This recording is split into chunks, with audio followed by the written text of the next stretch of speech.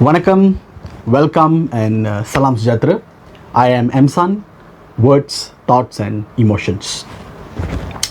Today we're going to talk about MyKad. Not just MyKad, but we're going to talk about 1.4 million people who do not have MyKad. So let's take a moment, think about this.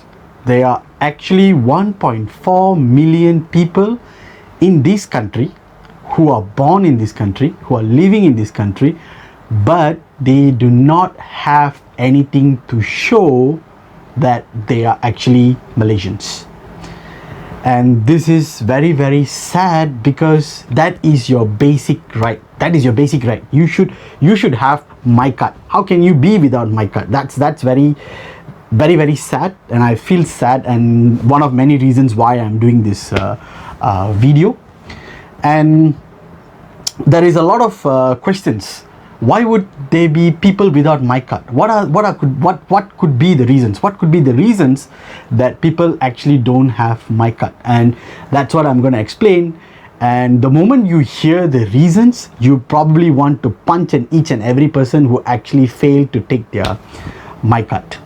Now, in this 1.4 million people, there's actually about 800,000 people who actually have birth certificate, but they did not go and apply for MyKad. Now that's like, okay, you have birth certificate. If you don't have birth certificate, then probably we can blame your parents because they did not take your birth certificate, but they actually took your birth certificate, but you never went and applied for your MyKad.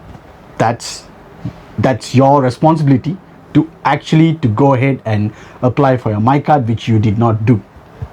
Now, the most sad part here is in that 1.4 million people, 45,000 group of people is actually from the age of 13 to 17 years old, which means they are actually kids, students who are studying, and they do not have a MyKad or probably MyKit, and because of that they cannot take PT3 exam. And not only that, there's a lot of things can happen. You might think, oh, we don't have MyKad, so what could be the problem? This is all, MyKad is just a card, I don't really need that. But I'm going to tell you what's going to happen when you don't have MyKad. Okay, number one, you cannot take your PT3 exam. Okay, you might say, I'm already old enough, I don't need to take PT3 exam, so what's the big deal? Second, you cannot apply for loans. And matter of fact, you can't even actually open a bank account on your name. And then the sad part, you cannot actually register your own phone number. How sad is that? And you cannot even register your marriage. And when you die, and people would have a hard time registering your death because you do not have a MyKad. So if you think about it, you think that not having MyKad is fine, I'm above the law, I don't care. And imagine continuously people are harassing you, you have to live in a fear in your own country. So which I think it's not really something that you want to have. And now let's take a look at these reasons why people don't want to take MyKad. What actually is the reasons that people don't want to take a MyKad? Number one, they live in a rural area. Okay, I understand you live in a rural area, maybe you don't have access to transportation, it's fine, but I think that reason actually doesn't work for me, because you can still get your smartphones, you can go have fun. I think you can definitely go and get your MyKad. Second, people say they do not know that they need to take MyKad, which I think doesn't make sense at all.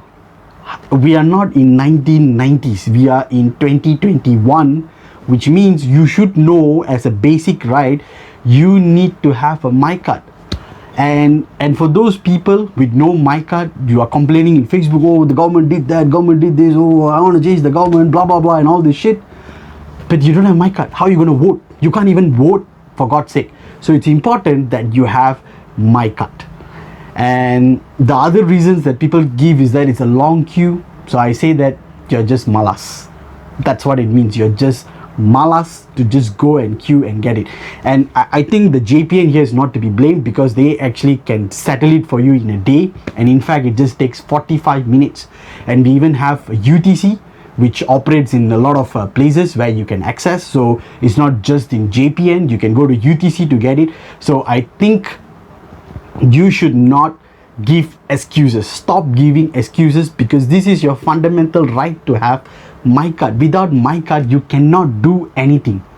You can't apply for work. What are you going to do? If you can't, what are you going to do? You're just going to do some odd jobs and then think of being rich. That's not going to happen. So you have to have this MyKad. And finally, what is my emotion, right? So Emsan is words, thoughts, emotions, right? So what is my emotion? Am I angry? Maybe. Am I sad? Definitely. I'm very sad that my fellow Malaysians actually do not have MyKad. So please, please, please, if you know somebody who is, just blatantly ignorant and stupid, show them this video or scold them, do whatever you need to do. Make sure they get their MyKad. Okay, thank you for watching our video. We at Emsan, we are very happy that you guys actually watched till this last minute, and we will be publishing an article on this. It will be available in our emsan.com.my. It will be available in our description. And before I end this video, I'm gonna share with you a fun fact. In September 2001, Malaysia was actually the first country to introduce a national identification card with a photo and embedded chip in a plastic card. So we all feel proud, but the problem is you don't want to take it. So go and get your MyKad, and thank you for watching. Have a good day.